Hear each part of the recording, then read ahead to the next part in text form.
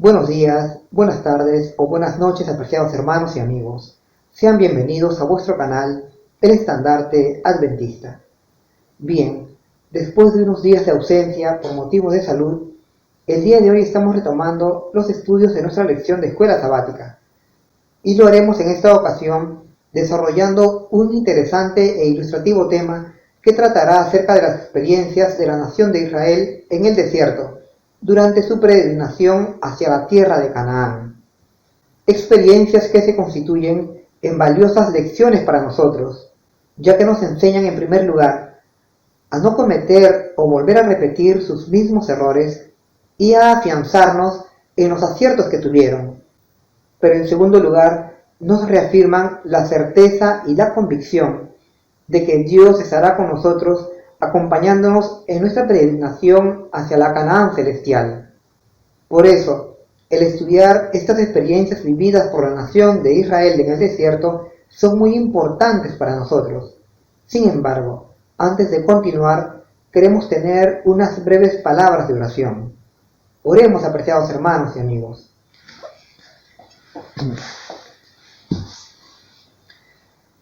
Querido Señor, que estás en las alturas de los cielos, te agradecemos por tus bondades, por tus cuidados y tus bendiciones, y también por esta hermosa oportunidad que nos das de estudiar tu santa y buena palabra.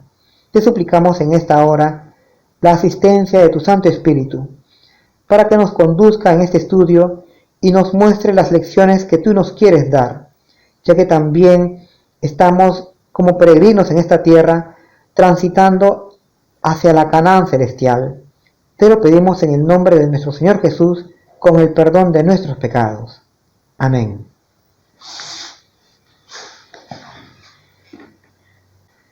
Bien, nuestra lección lleva por título Símbolos y profecías del Mesías. Un título que es ilustrativo de la idea central del presente estudio, pues busca mostrarnos en las experiencias del antiguo Israel, allá en el desierto, cómo el Señor Jesús, el Hijo de Dios, se identificaba con su pueblo, a través de figuras y símbolos que ellos podían contemplar y en consecuencia entender, pues Cristo estaba actuando activamente al lado de su pueblo para favorecerlos y llevarlos a la buena tierra de Canaán. Y ya sea que se mostrara a través de aquella serpiente de bronce, o del maná que descendía del cielo, o de la roca que les dio de beber, Cristo estaba presente, pues era su interés el bienestar y prosperidad de Israel. Como texto de introducción, tenemos un interesante fragmento de la página 181 del libro Los Hechos de los Apóstoles, en donde Ellen White nos dice que Moisés profetizó de Cristo como la venida a su pueblo de un gran profeta, tal como lo era Moisés. A este gran profeta la nación de Israel debería oír, ya que él hablaría palabra de Dios. Este gran profeta que vendría sería el Señor Jesús, pues él traería a su pueblo palabra de Dios, valga la redundancia. Esta misma idea la encontramos registrada en San Juan 5:46, en donde Cristo nos dice que Moisés escribió de él. Importante declaración de la sierva del Señor, mostrándonos cómo Dios anticipadamente declaró por medio de su siervo Moisés la venida del Salvador al mundo. Bueno, dicho esto, pasemos a desarrollar esta interesante lección. Pregunta número 1. ¿Qué actitud se extendió a veces entre los israelitas en el desierto? ¿Y cuáles fueron las amargas consecuencias de un espíritu ingrato? Bien, la Biblia nos describe que a veces se extendía entre los israelitas una actitud de desánimo, de desaliento, de frustración y de impaciencia, que les llevaba a murmurar y a levantar falsos testimonios en contra de Dios y de Moisés. Pues en cierta ocasión dijeron a Moisés: ¿por qué nos hiciste subir de Egipto para que muramos en este desierto, que ni hay pan ni agua, y nuestra alma tiene fastidio de este pan tan liviano, es decir, del maná? Así está escrito en el libro de Números capítulo 21 y verso 5. Pues en su largo peregrinaje de 40 años por el desierto hacia la buena tierra de Canaán, encontraron obstáculos y distintas vicisitudes que los llevaban a no estar satisfechos con los cuidados y atenciones que Dios les brindaba en su viaje a la tierra prometida, tanto que llegaron a perder de vista todo lo que Dios había hecho por ellos. Pues en primer lugar, Dios les había liberado de la esclavitud en Egipto, y en segundo lugar, Dios les había brindado múltiples cuidados, ya sea alimentándolos con el maná o dándoles de beber del agua de la roca, así como también brindándoles protección de sus enemigos o de las fieras del desierto. Pero los hebreos perdieron de vista todo esto, y también perdiendo la paciencia, valga la redundancia, renegaron y levantaron falso testimonio contra Dios y contra Moisés, anhelando además volver a Egipto. Esta ingrata actitud de la nación de Israel les traería adversas consecuencias, pues Dios no podría pasar por alto su rebeldía y su pecado. Tenemos una subpregunta que dice: ¿cuáles fueron las amargas consecuencias de un espíritu ingrato? Bien, como consecuencia de la ingratitud y rebeldía del pueblo de Israel en contra de Dios y de Moisés, ingratitud que les llevó a cometer pecado, la Escritura nos dice que Dios envió serpientes de veneno mortal contra el pueblo, de tal manera que murieron muchos de Israel, a causa de las picaduras de las serpientes. Así está escrito en Éxodo 21 y verso 6, que nos dice: y Jehová envió entre el pueblo serpientes ardientes que mordían al pueblo, y murió mucho pueblo. En realidad, hermanos, aquel desierto por donde transitaba Israel estaba infestado de serpientes venenosas, las cuales habían sido alejadas milagrosamente por Dios para que no dañaran al pueblo, pues Dios quería el bienestar de su pueblo, la nación de Israel, y de allí que le brindara tantos cuidados y atenciones. Sin embargo, la actitud de desprecio del pueblo hacia los cuidados divinos, de la cual disfrutaron tantos años, tuvieron sus consecuencias, pues Dios no pudo pasar por alto estos pecados.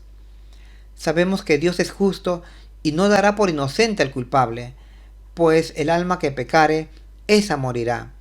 Y esto fue lo que ocurrió en el desierto, cuando el pueblo, olvidándose de todas las provisiones de Dios, murmuró contra él y pecó. Y como consecuencia de esto, vinieron las peligrosas serpientes de picadura mortal, que herían a los hebreos, llevándolos finalmente a la muerte, luego de terribles dolores. Y todo esto es una lección para nosotros hoy, que también nos encontramos de tránsito hacia la Canaán celestial, por lo que nosotros no debemos desalentarnos ni dejarnos vencer por la impaciencia o la demora, pues ello incubará en nosotros un espíritu de ingratitud, que luego nos llevará a pecar y finalmente a perecer, tal como les ocurrió a los hebreos allá en el desierto. Bien, dicho esto, pasemos a nuestra siguiente pregunta. Pregunta número 2. ¿De qué se dieron cuenta los israelitas cuando vieron morir a muchas personas a causa de las mordeduras de las serpientes, y cómo los salvó el Señor después de reconocer y confesar su pecado? Bien, ante la terrible mortandad que se generó a causa de las masivas mordeduras de las serpientes venenosas contra el pueblo hebreo, la Escritura nos dice que los israelitas se dieron cuenta de su pecado con que habían murmurado y de las falsedades que declararon en contra de Dios y de Moisés, pues Dios siempre les había cuidado y sustentado en todo su trayecto por el desierto, en su camino hacia la hermosa tierra de Canaán, por lo que temerosos y reconociendo su error, vinieron a donde Moisés y confesaron su pecado. Así está escrito en Números 21, verso 7, que nos dice: entonces el pueblo vino a Moisés y dijeron: pecado hemos cometido por haber hablado contra Jehová y contra ti. Ruega a Jehová que quite de nosotros estas serpientes venenosas. Y entonces Moisés oró por el pueblo, pidiendo al Señor que quitara de en medio de ellos a estas venenosas serpientes. Tenemos una subpregunta que dice: ¿cómo lo salvó el Señor después de reconocer y confesar su pecado? Bien, Dios creó una solución simple para curar al pueblo de las venenosas picaduras de las serpientes. La solución consistió en hacer una serpiente de bronce, la que se colocaría en la parte superior de un asta, para que cualquiera que fuese mordido mirare a la serpiente de bronce y así viviría. Así está escrito en Números 21:8 que nos dice: y Jehová dijo a Moisés: hazte una serpiente ardiente y ponla sobre un asta, y será que cualquiera que fuere mordido y mirare a ella vivirá.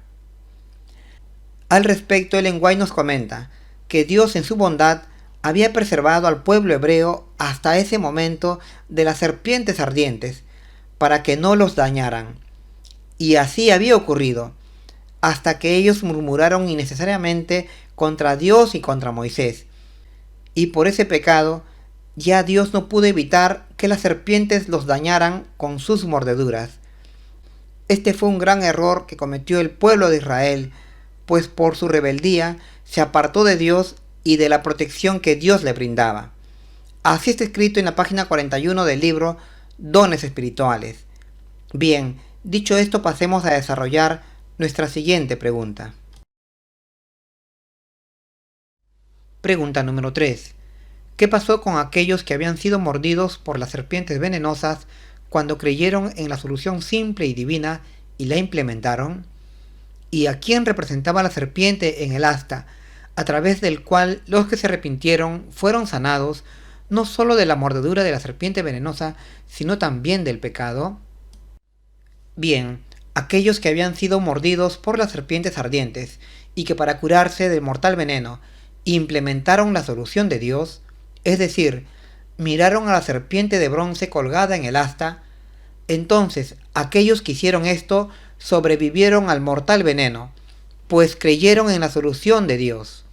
Así está escrito en Números 21:9 que nos dice que cuando alguna serpiente mordía a alguno, miraba a la serpiente de bronce y vivía. Es decir, se debía creer en la solución de Dios y actuar en consecuencia para sobrevivir.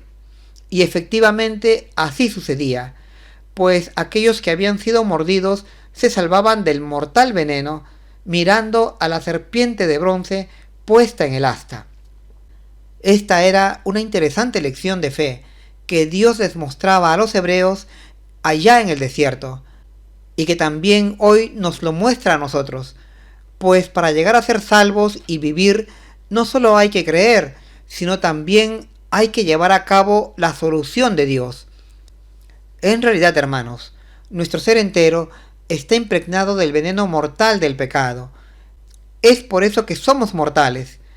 Pero Dios ha creado una solución a este veneno mortal del pecado, la cual es creer en su Hijo Cristo Jesús, quien murió por nosotros en la cruz del Calvario, para salvarnos de la condenación a la que estamos sometidos por ser pecadores.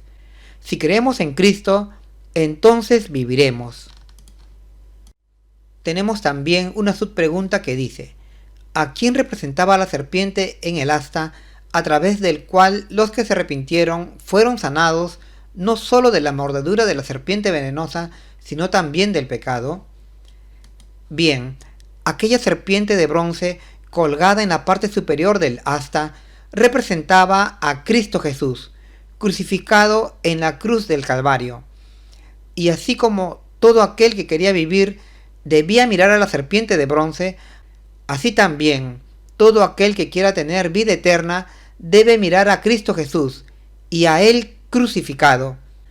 Así está escrito en San Juan capítulo 3, versos 14 y 15 que nos dicen: y como Moisés levantó la serpiente en el desierto, así es necesario que el Hijo del Hombre sea levantado, para que todo aquel que en Él cree no se pierda, mas tenga vida eterna. Esta es la solución de Dios para no perecer por el mortal virus del pecado, virus que recorre nuestras venas o nuestro ser entero, pues todos estamos condenados a morir, ya que el pecado habita en nuestra naturaleza. Pero si miramos a Cristo, el autor y consumador de nuestra fe, entonces viviremos. El pecado no tendrá más poder sobre nosotros. Esta es la lección que Dios quiere enseñarnos hoy con la ilustrativa experiencia de los hebreos en el desierto. Consideremos que todo lo que Moisés escribió en la ley, de Cristo escribió. Así lo dice San Juan 5:47, por lo que esta serpiente de bronce aludía al Señor Jesús. Al respecto de todo esto, Ellen White nos dice que en la experiencia del pueblo hebreo con la serpiente de bronce, a la cual debían mirar para curarse del veneno de las serpientes que les mordían, se encerraba la lección de que ellos con sus propias fuerzas no podrían salvarse, que solo Dios podía curarlos de este veneno mortal a través de aquel medio por él provisto. Pero para hacer efectivo este remedio, se les pedía fe en la solución de Dios. Así está escrito en la página 406 del libro Patriarcas y Profetas. Bien, dicho esto, pasemos a nuestra siguiente pregunta. Pregunta número 4. ¿Qué profecía clara proclamó el Señor a los moabitas con respecto a la luz y el poder que les daría el futuro Mesías? La profecía que Dios declaró a los moabitas, que querían impedir el paso del pueblo hebreo por sus territorios, fue aquella que proclamó el profeta Balaam, diciendo con claridad que saldría una estrella de Jacob y que se levantaría un cetro en Israel, para herir todos los costados del reino de Moab y para destruir a todos los hijos de Set, es decir, a todos los adversarios de Dios y de su pueblo escogido, es decir, a los moabitas, ya que ellos se estaban oponiendo al pueblo de Dios. Esto ocurrió cuando Israel estaba a punto de llegar a la tierra de Canaán y solo les faltaba cruzar el río Jordán, pero los moabitas quisieron impedir que Israel llegara a la tierra prometida, así que se le opusieron contratando al profeta Balaam para maldecir al pueblo de Israel, pero al contrario de sus intenciones, Balaam declaró la destrucción de los moabitas. Así está escrito en Números 24:17. Y esta profecía declarada por Balaam se refería en realidad a Cristo Jesús, pues era Cristo aquella estrella de Jacob y aquel cetro de Israel que destruiría a todos los enemigos de Dios. Al respecto, Ellen White nos dice que la declaración de Balaam fue una hermosísima y sublime profecía con respecto al Redentor del mundo, es decir, respecto a Cristo Jesús, y también respecto a la destrucción final de los enemigos de Dios, destrucción en la cual estaría incluido el mismo profeta Balaam, pues él se prestó por dinero a maldecir al pueblo de Israel. Bien, dicho esto, pasemos a nuestra siguiente pregunta. Pregunta número 5. Si el pueblo de Dios desea prosperidad y estar bien espiritualmente, ¿qué cetro deben reconocer y honrar? ¿Y quién es la estrella resplandeciente de la mañana que da fe y esperanza a todo pecador? Si el pueblo de Dios desea tener prosperidad y éxito espiritual, entonces debe reconocer y honrar a aquel que tiene en sus manos todas estas cosas, es decir, debe honrar a aquel que nos creó, y que es nuestro sustentador, protector, redentor y Señor, es decir, a Cristo Jesús. Por lo que entonces podemos decir que no es difícil hallar el camino de la prosperidad y el éxito, pues solo debemos creer en aquel que nos creó, el Señor Jesús, el Dios que por amor a nosotros descendió del cielo para nacer en la tierra, siendo carnalmente del linaje de David, y que Jacob, hablando proféticamente, lo denominó Silo, es decir, el pacificador.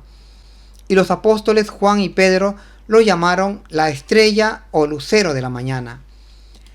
Esta es la conclusión o recomendación que podemos hacer a la luz de las lecciones que nos brinda la experiencia del antiguo Israel en el desierto, pues Dios los liberó para llevarlos a la hermosa tierra de Canaán, la mejor de todas las tierras, según Ezequiel 26, para que sean felices. Y es por eso que también los protegió en el camino del desierto, y les sustentó, dándoles alimento y abrigo.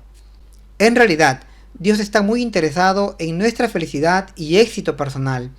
Así nos lo demuestra la Biblia. Y aunque el antiguo Israel no entendió esto, nosotros sí podemos comprenderlo así. Tenemos también una subpregunta que dice: ¿quién es la estrella resplandeciente de la mañana que da fe y esperanza a todo pecador? Bien, la estrella resplandeciente de la mañana, de la que nos habla Apocalipsis 22:16, es otro de los nombres con los que se identifica el Señor Jesús. Así se lo reveló Cristo al apóstol Juan, y así quedó registrado en el Apocalipsis, al decir el mismo Señor: yo soy la raíz y el linaje de David, y la estrella resplandeciente de la mañana. Y este nombre es muy similar al que registra el apóstol Pedro en 2 de Pedro 3:19, al llamar al Señor el lucero de la mañana. Lucero y estrella son equivalentes. En realidad, hermanos, nuestro gran astro rey, el sol, es un símbolo de nuestro Señor Jesús, pues también en Malaquías 4:2 se le llama el sol de justicia, o en San Juan 8:12, Cristo se declara a sí mismo como la luz del mundo, es decir, como el sol, pues solo el sol tiene la capacidad de alumbrar a todo nuestro planeta. Bueno, dicho esto, pasemos a nuestra siguiente pregunta. Pregunta número 6. ¿Qué otra profecía presentó la maravillosa venida del Mesías en el papel de un profeta como Moisés? Y cuando se presentó este privilegio, ¿qué debía hacer el pueblo? La maravillosa profecía que presentó Moisés al pueblo de Israel a orillas del Jordán, antes que éste cruzara el río hacia la tierra de Canaán, fue que Dios levantaría de en medio de la nación de Israel a un gran profeta, un profeta como Moisés.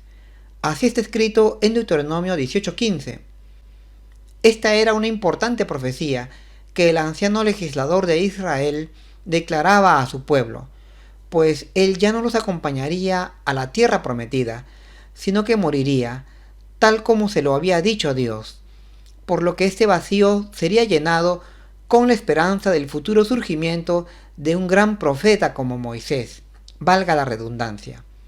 En otras palabras, esta declaración de Moisés era muy importante, pues mantendría viva en la mente de la nación de Israel la futura venida de un gran legislador y de un gran profeta, tal como Moisés, a quien el pueblo debería seguir, pues sería enviado por Dios.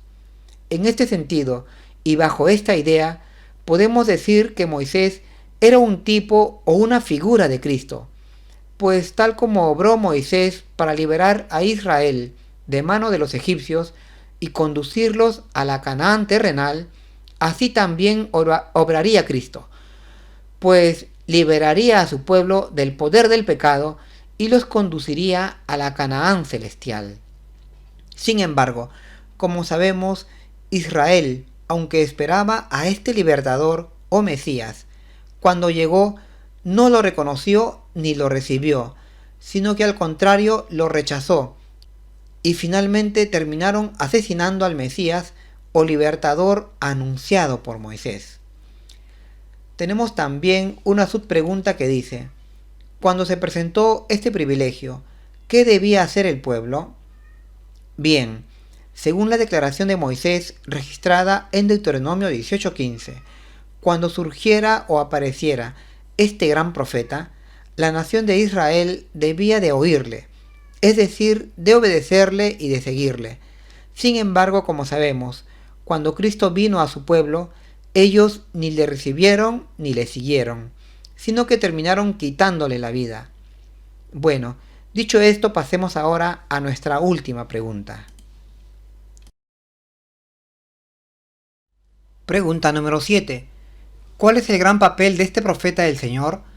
¿Y cuáles serían las consecuencias para aquellos que no le escucharan como portavoz de Dios? Bien, el papel que desempeñaría este gran profeta que el Señor levantaría de en medio de su pueblo Israel sería que hablaría palabras de Dios, pues el Altísimo pondría sus palabras en su boca, por lo que sería su mensajero o portavoz. Y además de esto, también este gran profeta haría todo lo que el Señor le ordenara. Así está escrito en Deuteronomios 18:18, que nos dice: pondré mis palabras en su boca, y él les hablará todo lo que yo le mandare. y esto se cumplió con el Señor Jesús, ya que Él vino trayendo palabra de Dios a su pueblo, y también el Señor Jesús hacía todo lo que su Padre Celestial le ordenaba. Tenemos también una subpregunta que dice: ¿cuáles serían las consecuencias para aquellos que no lo escucharan como portavoz de Dios? Bien, las consecuencias para aquellos de Israel que no escucharan al gran profeta enviado por Dios como su mensajero o portavoz es que serían desechados del pueblo de Dios, es decir, dejarían de pertenecer a Israel. Así está escrito tanto en Deuteronomios 18:19 que nos dice: mas será que cualquiera que no escuche mis palabras que él hablare en mi nombre, yo lo llamaré a cuentas. O más concretamente en Hechos 3:23 que dice: a él oiréis en todas las cosas que os hablare, y será que toda alma que no oyere a aquel profeta será desarraigado del pueblo. Y esto fue lo que realmente sucedió con la nación de Israel, pues como ellos no oyeron las palabras de este gran profeta, que era Jesús de Nazaret, palabras que venían de parte de Dios, entonces fueron llamados a rendir cuentas y terminaron siendo desechados por Dios, y ya no pertenecían más a Israel. Entonces lamentables fueron las consecuencias para la nación antes llamada pueblo de Dios por no aceptar a Cristo Jesús, a pesar de todas las evidencias que Él les mostró. Bueno, hasta aquí, apreciados hermanos, son mis comentarios a nuestra lección de escuela sabática. Espero que os sea de ayuda en vuestros estudios. Es mi deseo en el nombre de nuestro Señor Cristo Jesús. Que el Señor os siga guardando. Un feliz sábado.